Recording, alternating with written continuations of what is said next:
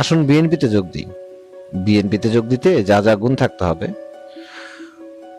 প্রচুর পরিমাণ চাপতে জানতে হবে, কখনো কখনো চুষতে হইতে পারে, বালপাকনা ইশাক থেকে শুরু করে যে কারোটা। ইমান ধর্ম বলে আপনার কিছু থাকা যাবে না।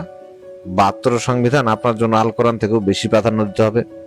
হিতাহিত জ্ঞান একদমই থাকা যাবে না। তবে সুবিধা অনেক। আইন শৃঙ্খলা বাহিনী থাকবে আপনার হাতের মুঠোয়।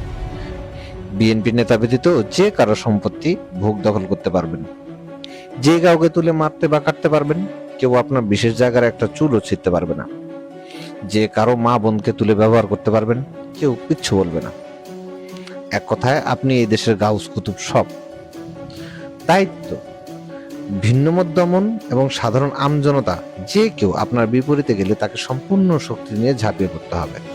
তবে তবে তবে সংবিধিবদ্ধ সতর্কীকরণ: পাবলিক যখন হোগায় বাড়ি মারবে, আপনার নেতার ভাগেরটা সহ আপনার কপালে জুটবে।